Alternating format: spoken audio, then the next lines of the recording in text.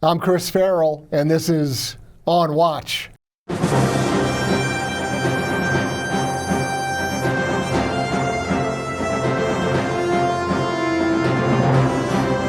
Welcome to On Watch, everybody, the Judicial Watch podcast, where we go behind the scenes to cover news stories that the mainstream media probably doesn't want you to know about, where we try to recover some lost history and explain the inexplicable. We appreciate you taking time to join us, whether you're watching on the video version of this podcast or listening on one of the streaming platforms like Spotify. Please be sure to subscribe to On Watch, leave us a rating, and then communicate with us. Let us know what you'd like us to cover, what topics, who you'd like us to interview. We appreciate your time and we want your input. And we value all the supporters of Judicial Watch out there who day after day have been loyal to us and have helped advance this podcast to really spread out and gain incredible viewership and listenership. So thank you very much. We appreciate it. Today, I'm very pleased to be joined by a guest who has, I think, some really crucial key insights into the consequences of President Biden's unrestricted open borders on their southern border and what that means to average Americans. You see a lot of headlines, you see imagery of crises at the border with waves of people entering, Border Patrol, all the different law enforcement and social services groups trying to handle the crisis.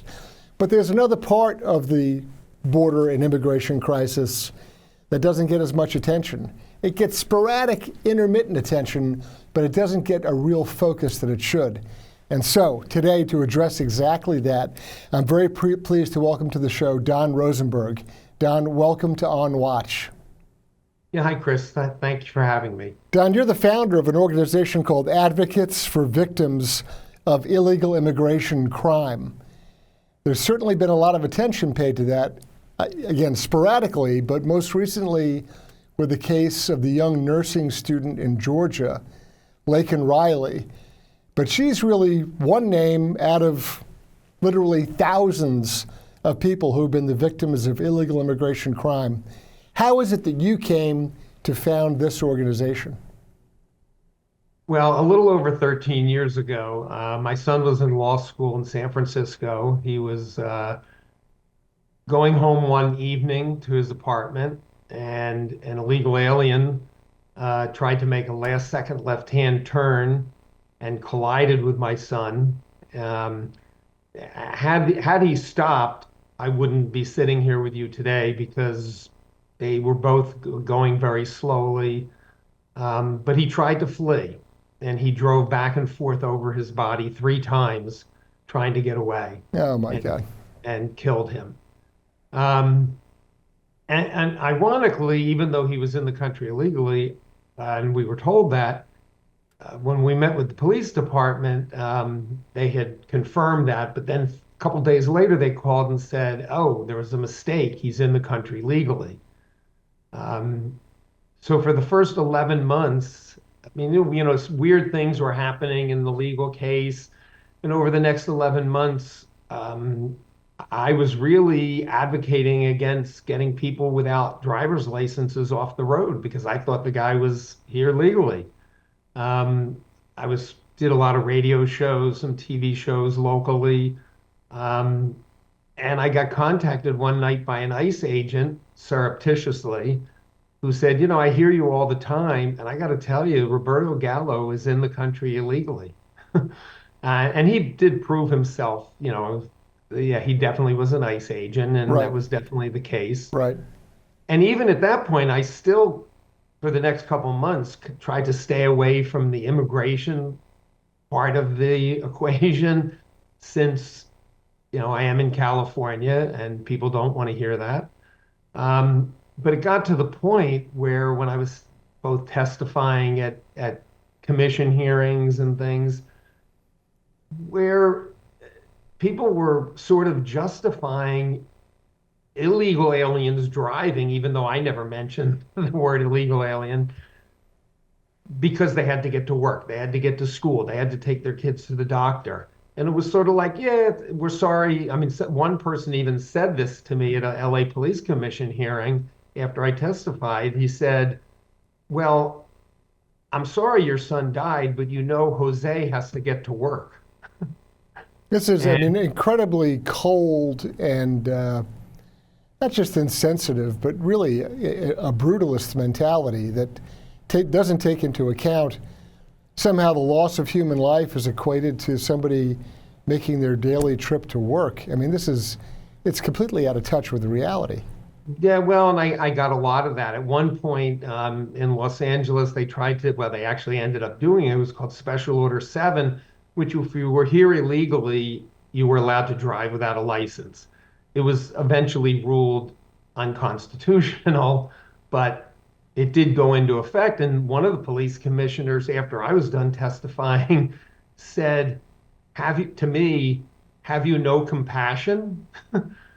And my answer is no, I don't. Well, I and mean, I mean, even though I had done things publicly in other, parts of my career and everything, I was so stunned by it, I didn't say anything. Now, today, if somebody said that to me, I would have, verbally torn them to pieces, maybe physically as well. right? But it was so outrageous a comment to me. Have I no compassion? Um, but more and more, as I kept talking and people kept telling me all the great things, even though I was still talking about unlicensed drivers, all the great things that illegal aliens had done and do. And my background, I do have some background in statistical analysis. So I started looking at the studies they were quoting and realized this is nonsense. This is not true. And they sort of forced me into the immigration issue because I had to defend that before I could even defend the not driving without a license part. And I mean, I think for context, it's important to note you're not a professional activist. You're not a public policy wonk who's been running around, dealing with these issues for your entire adult life. By profession, you're an entertainment and publishing guy. That was your professional life up to this point, and it was only the circumstances of the death of your son that even brought you into this arena at all. Yeah, absolutely. I mean, I've always been a news junkie, and I'm probably one of those people that, maybe I was 2 or 3 inches deep and 100 miles wide as opposed to 1 inch deep. Sure. So, no, you're absolutely right. I got more sucked into this. I mean, first of all, if the guy had just taken the penalty, if he didn't fight the case, this could have ended in, I mean, he would have gotten a year in jail. In California, that means 6 months maximum. Max, right. He ended up getting convicted and spent 43 days in jail and released him. Um, but if this happened at the beginning, I would have never gotten more involved. It was only as things kept happening and I kept like, why did this happen? What is going on here? What is going on there? So I kept getting deeper and deeper into this, Pandora's box. And I realized how bad the situation really was. It wasn't an aberration that this guy killed somebody. And I will tell you something, he wasn't a bad guy. He was probably 50 years old. He he wasn't, I know he didn't go out that day thinking, oh, I want to kill somebody. But just to note, however, if this guy made a bad decision, took a bad act.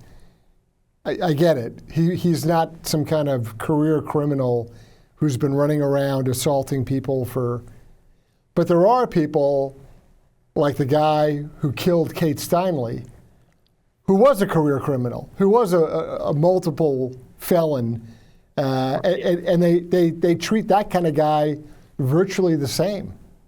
Yeah, well, that's the thing. I mean, I discovered as I started doing a lot of research, getting a lot of statistics, that this is a big problem. I mean, there's no group other than maybe criminals themselves. There's no group that you can say, oh, all of these people are murderers and rapists and whatever.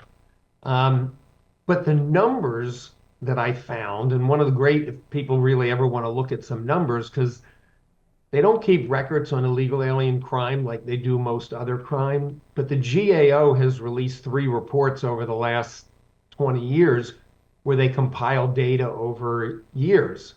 And the last one was released in 2018, covering up to 2016, like 6 years. You're talking about, like your opening statement, we're talking about since, if we go back to the last Immigration Act in 1986, Right. probably close to 100,000 people have been killed by illegal aliens. About 1 million have been raped or are, sexually assaulted. And if you count, all the other crimes, you're talking millions and millions of crimes. So it doesn't matter whether 100% of the people are committing those crimes of illegal aliens, 50%, 10%, 5%. That's unacceptable. Yes. And the only way you stop that is stopping illegal aliens entering the country and deporting the ones who are here because they came in under false pretenses. Right. We have no idea who is a criminal past the fact that they came in illegally and who has any intention of when they come here. So all you can do is say you can't come that way, and if you're here, you have to leave. You're exactly right. I mean, I think there's a certain perspective that's lost on some people because, look, there's an awful lot of people who are very compassionate, and I get it. They say, look, these are just people who are trying to come here for a better life. They're victims of circumstance and situation, and they're looking for economic freedom, the opportunity for prosperity. I get it. But there's a process and a system, and they choose not to follow it.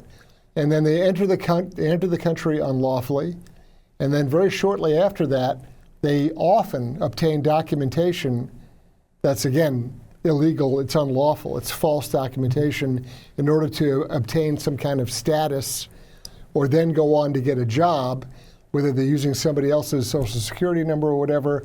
Now you're getting into identity theft. And I mean, so this has a cascading effect. And so we're not talking necessarily about crimes of violence against persons or property, but we are talking about sort of a culture or an environment, an environment of criminality where they can't cross the border unless they pay the cartels a percentage. Then they get here, and it's a series of lesser criminal acts to sustain their operations here. And even if they're not, axe murderers, the whole thing is predicated on illegality. So I agree with your assessment that, and when you look at the numbers, as you pointed out, of crimes against persons and other violent crimes, robbery and such, it's breathtaking. It's staggering. I love that your website, and so the website for folks, we'll link this in the show description so folks can go to it.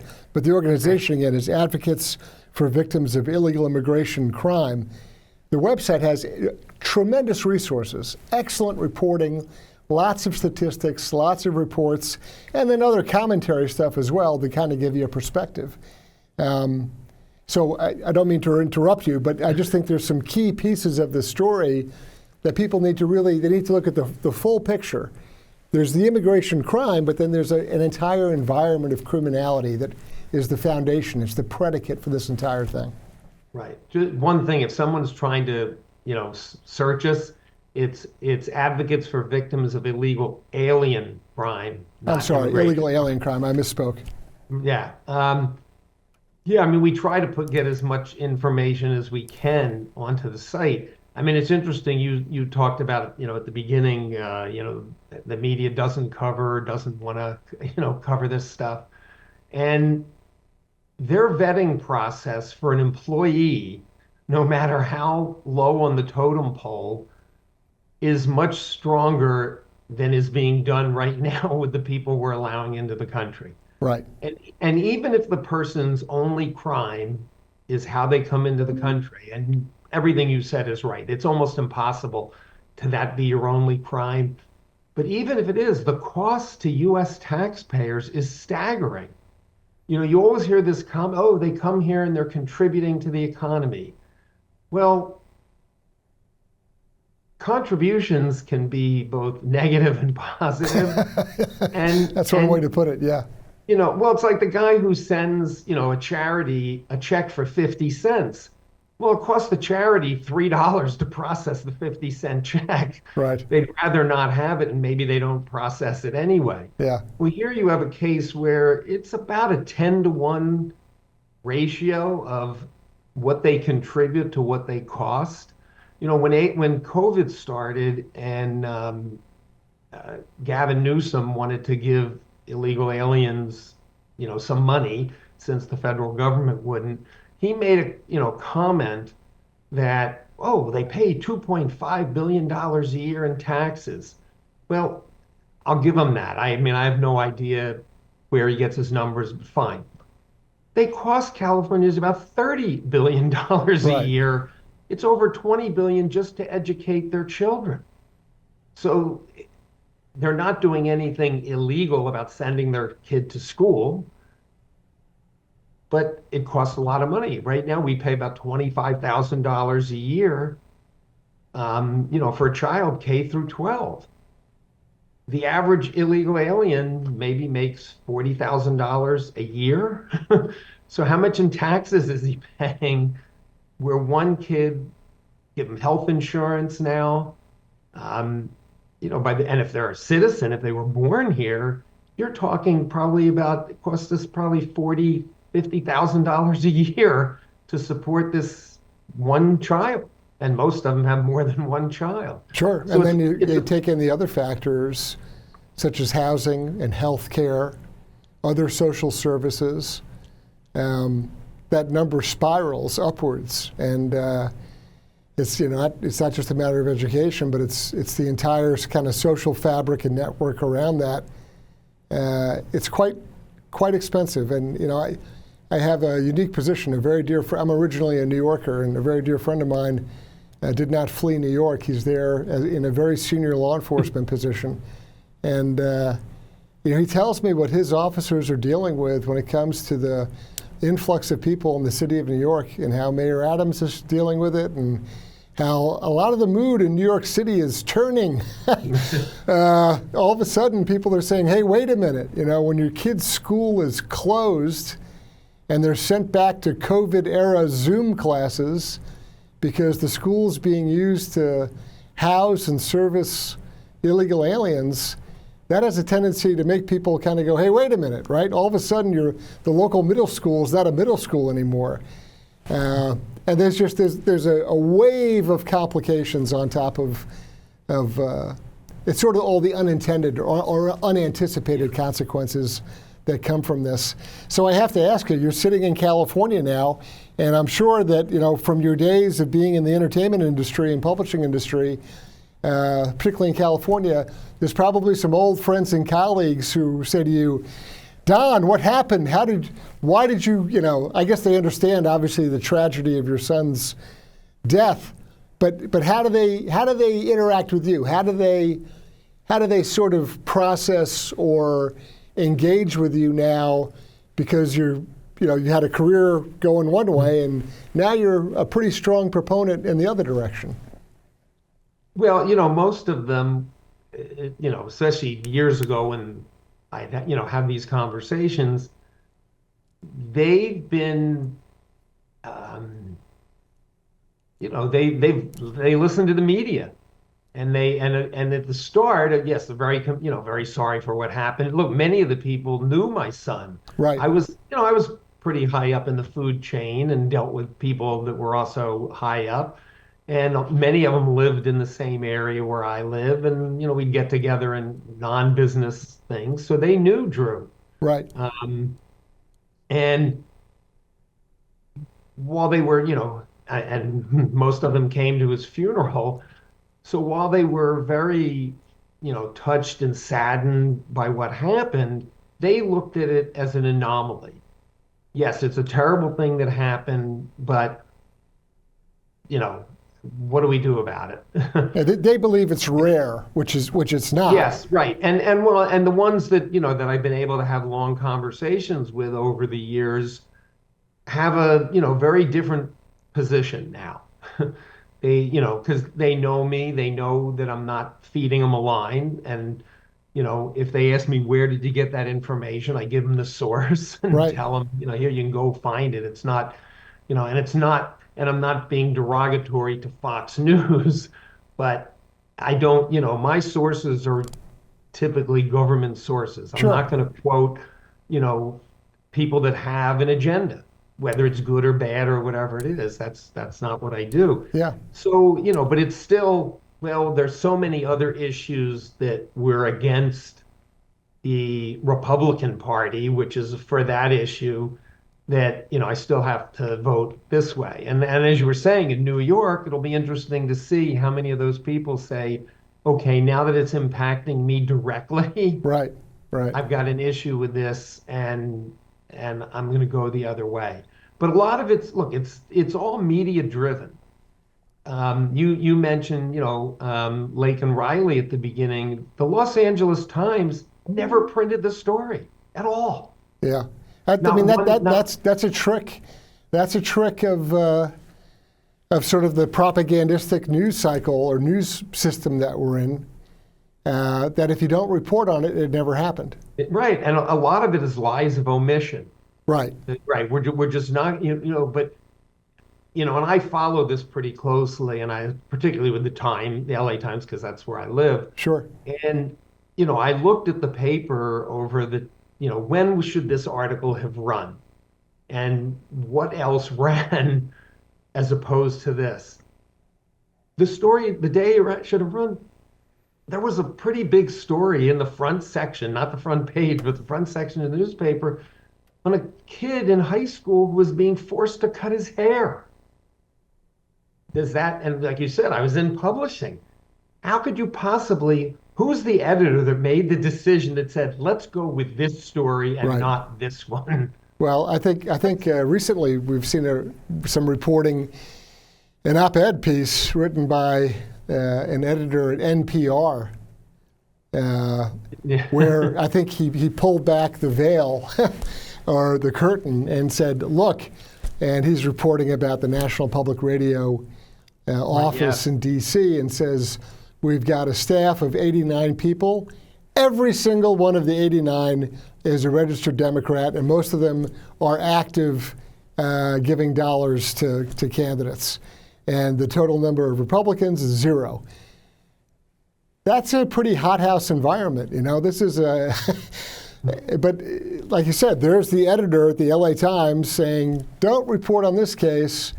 Instead, do this sort of frivolous piece but they're making decisions to do that. That's what disturbs me. This is not an accident or an oversight. They're making decisions to do these things. Oh, absolutely. I mean, having been a publisher, you only have so much space. Right. Even if you have an online component, you only have so many people to write the stories to go there. So Right. there's limitations and you have to pick and choose.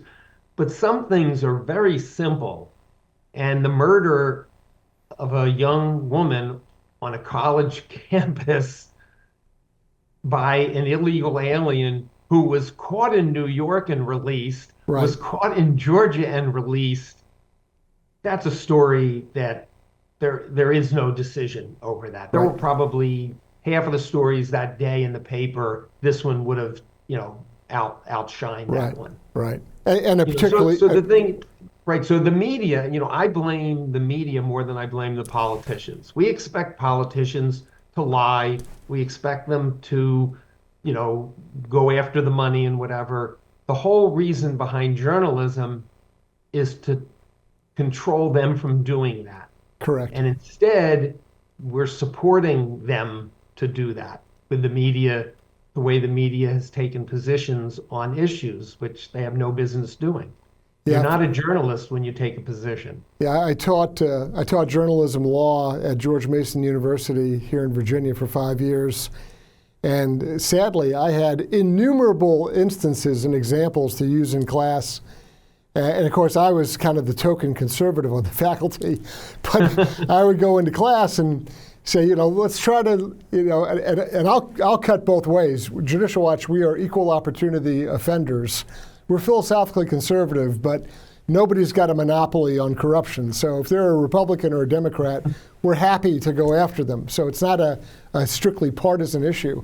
But you could go through and point out stories and how they were covered or not covered, or the use of language, right? The use of language is always a wonderful example in controlling language and terminology and those sorts of things. That's another trick, another technique in the world of publishing as to what phrases are used and how they're used. And you see this on television now all the time, with the same talking heads use the same lingo and same expressions. They've been emailed the talking points for that day, and they're working off of them. So it's not like there's a lot of original thinking going on. But Don, I want to go back to something.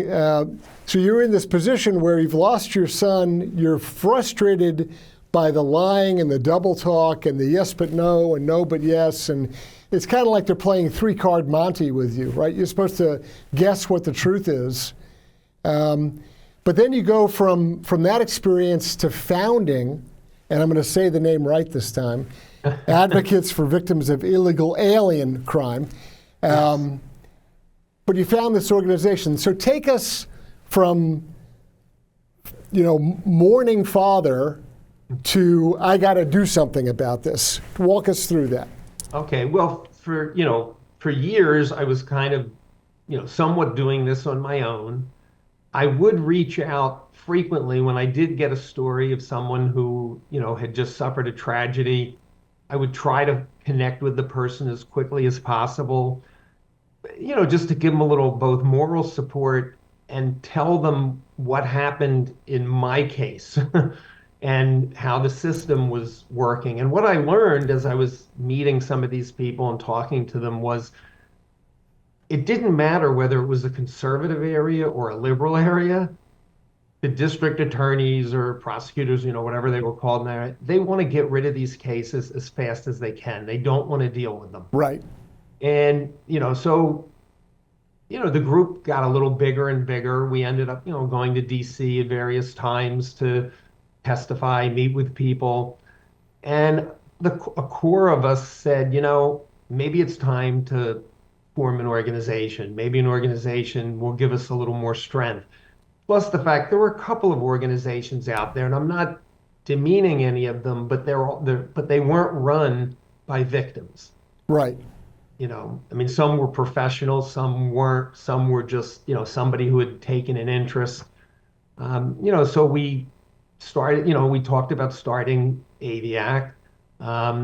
Finally did in June of 2017.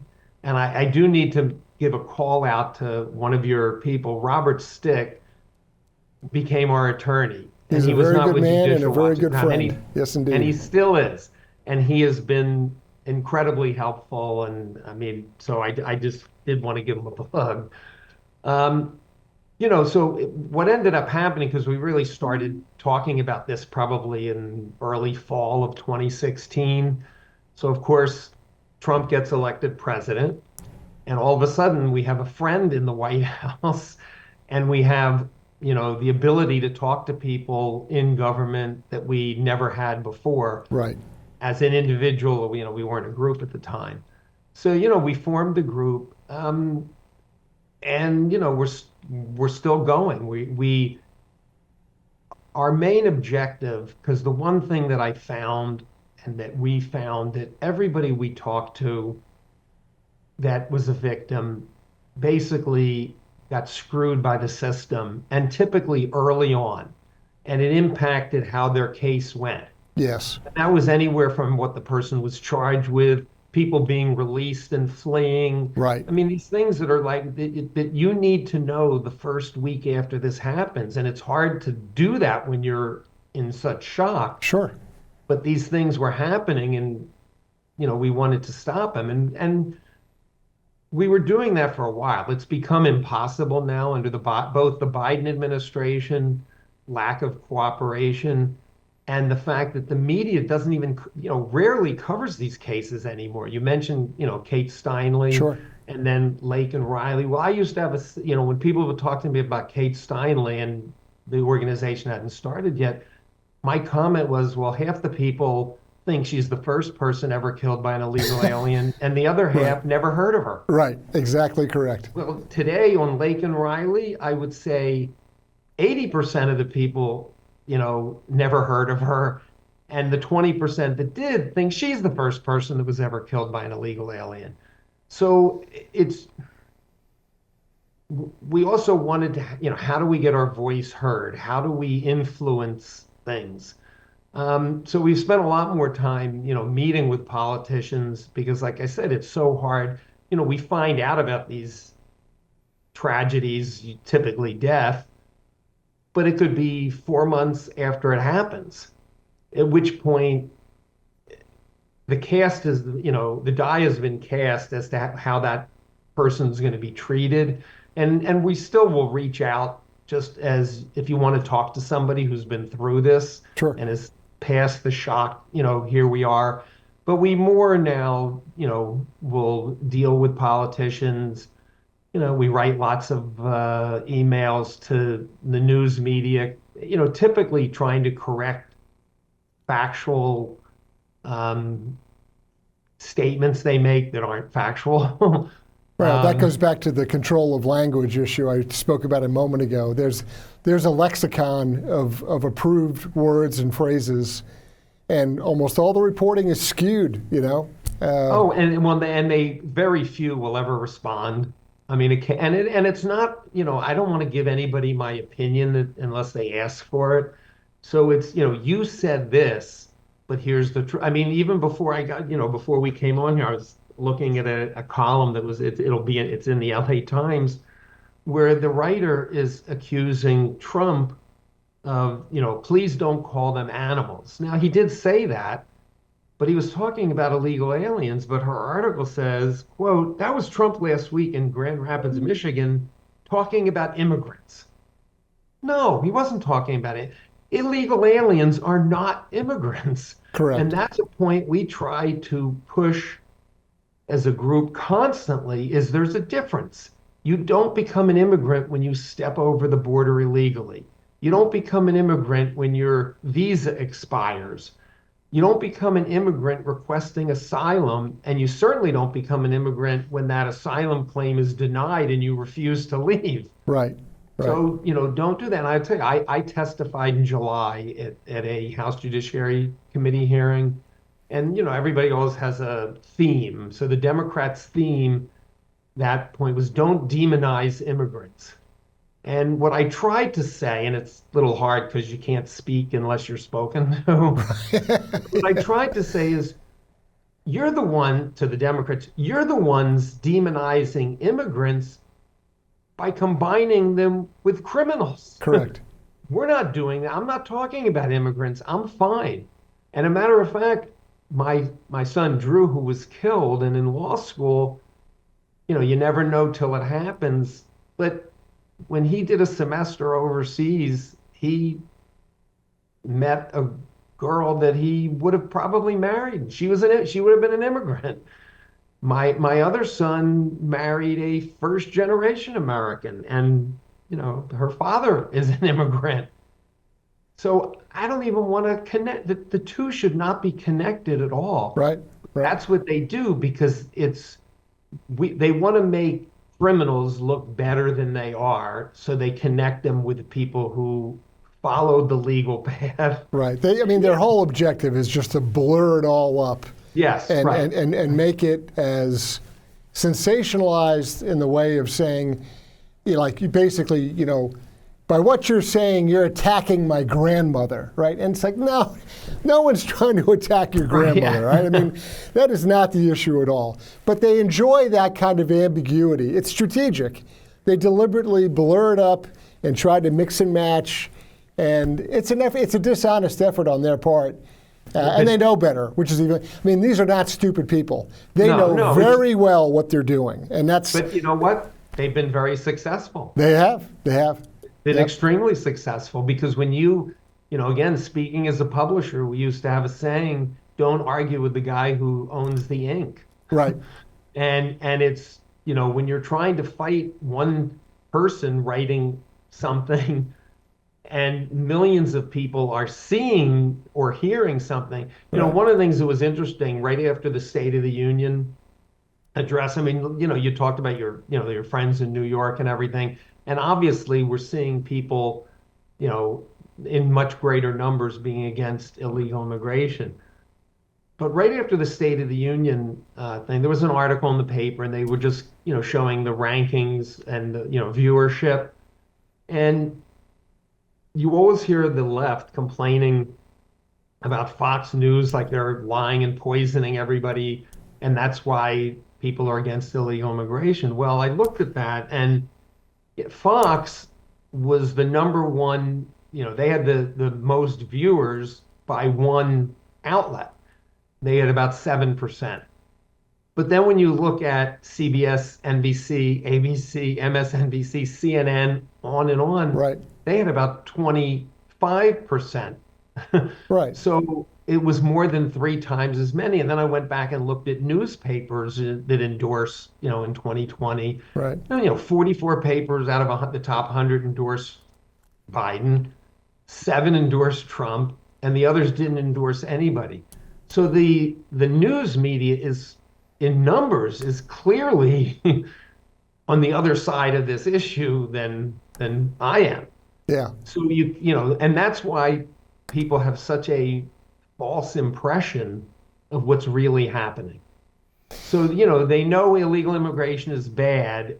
They don't know what to do about the people that are here. Uh, and it's not going away anytime soon. I mean, this is now a generational problem. And even the folks that are, if your last name is Mayorkas, it's still a problem, and it's going to have to be dealt with. These people are not just suddenly going to vanish into thin air. Trump's talked about deportation. That's going to be a neat trick. Maybe get away with it, in large part or in small part, or maybe incrementally. But there are real consequences. There are real sort of circumstances that we have to deal with now, and we're going to have to deal with for the next 5-10 years. There's no magic wand solution to this, and the crime numbers are outrageous. Yeah, I think you're being generous, 5 to 10 years. I think if everything was done the way it should be done, and we sealed the border, we stopped, we started, deporting people that are here illegally. 20, 30 years from now, there's still going to be stories of illegal aliens killing people and committing crimes.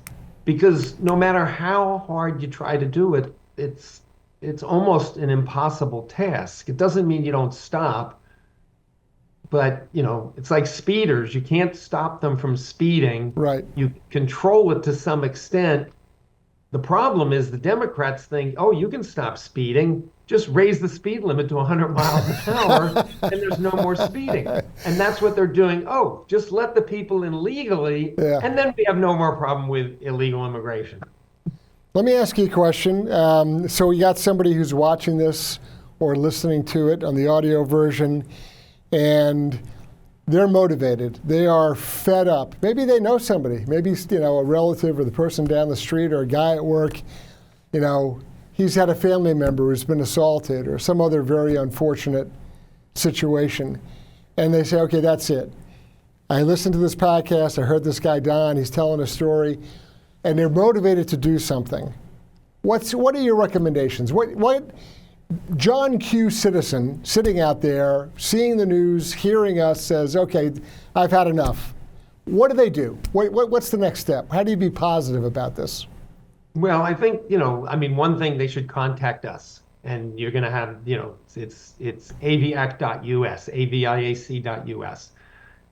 They can contact us, and from there they can contact me directly.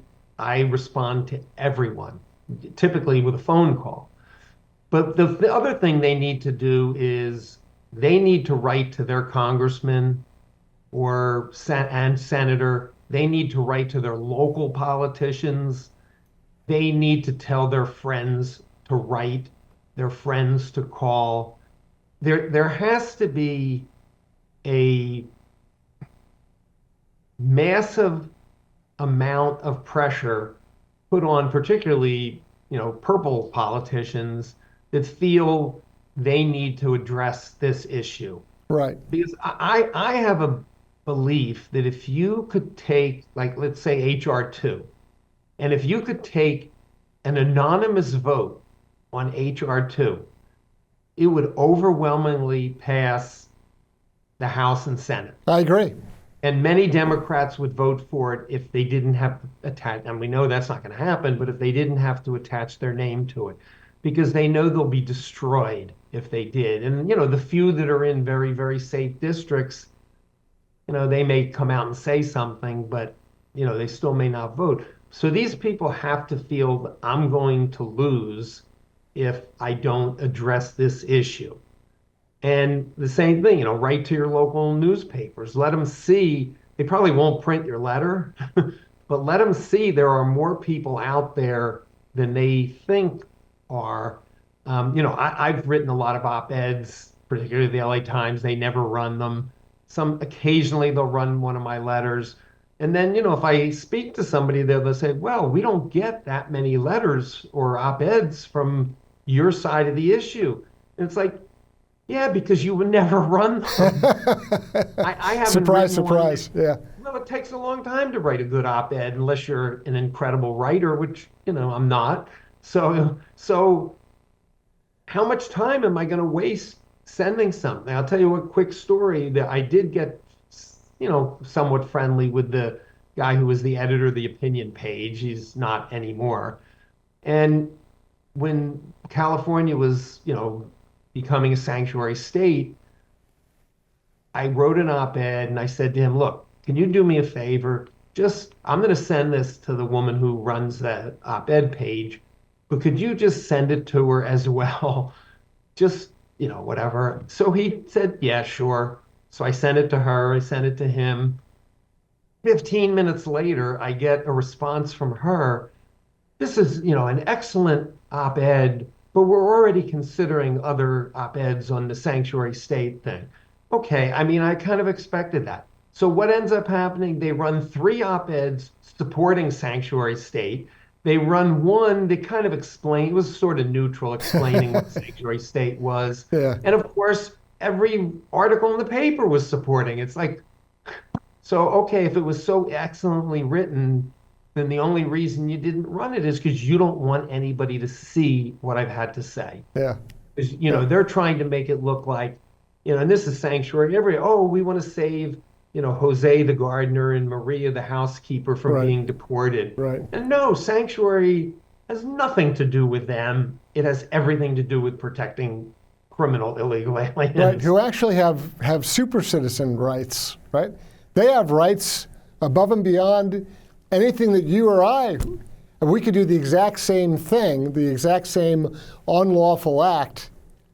They would walk, and you and I would be sitting in the jail till we got an attorney, had an arraignment, made bail, and got out, right? Absolutely. 3 days later. Absolutely. Yeah, and that's the craziness. That what I mentioned at the beginning, the Special Order 7, which was to allow illegal aliens to drive. Statistically, about half and half at the time, I'm not sure what it is today, about half the people that were driving without a license were illegal, and they weren't allowed to get one. And the other half were American citizens who had their licenses suspended or revoked for, driving drunk, whatever the case was. So it was about a 50-50. But the Special Order 7 only protected those who were here illegally, not those, because some of the people on that other side, they didn't pay child support, so they had their license revoked. Well, it didn't mean they were a bad driver. Right. Maybe that would have been a good penalty, but it wasn't that, oh, well, you're a bad driver, you're a drunk driver. No, you were fine. So yes, there's clearly that they are a special class. They become a special class that has better protection than the citizens. Ordinary citizens. That are completely law-abiding. Right. Absolutely. So the organization is Advocates for Victims of Illegal Alien Crime. The founder is our guest today, Don Rosenberg. Don, I'm going to give you the last word, anything that I should have asked that I didn't, or something that you think is particularly important, I'm going to turn this over to you to kind of do a little recap and finish up.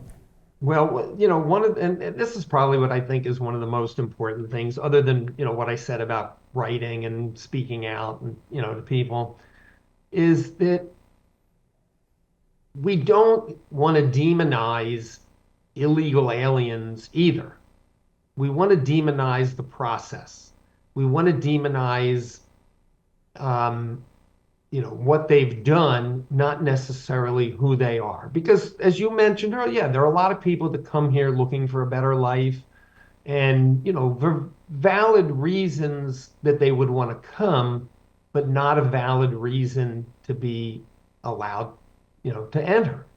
And every time people speak out so negatively, and, Donald Trump is one of the, besides the fact that he gets heard more often, one of the worst offenders, is that it turns off those independent people that we could win over if the conversation, here's a case where the truth is bad enough.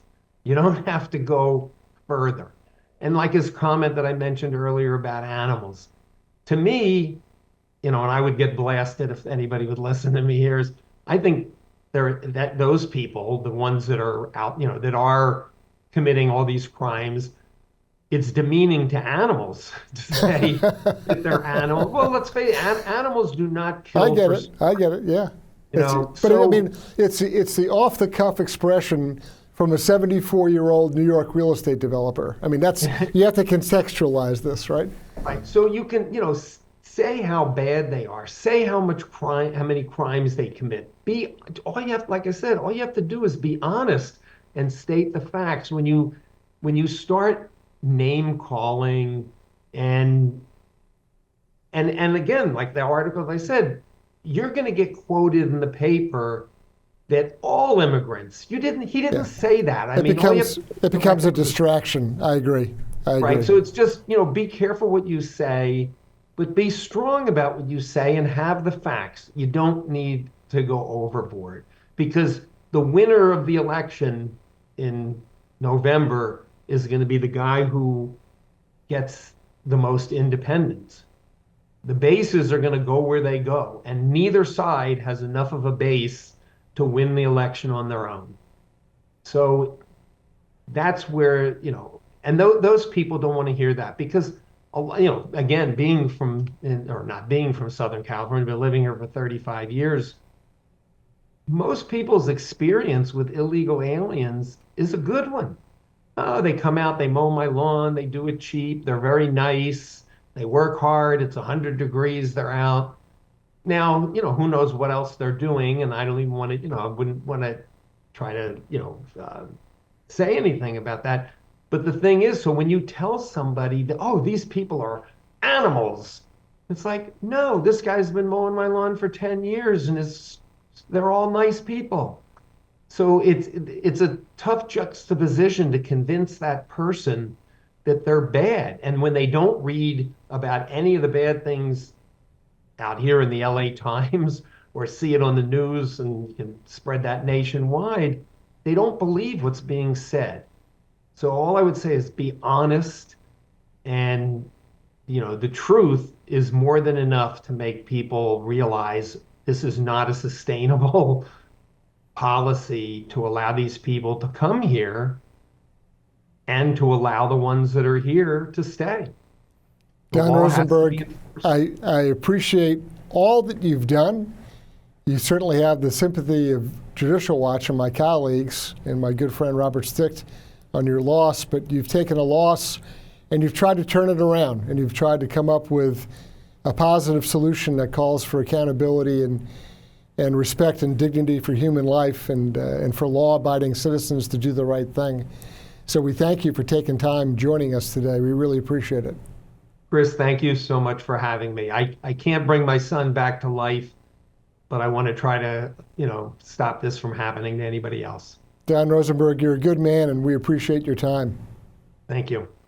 I'm Chris Farrell, on Watch.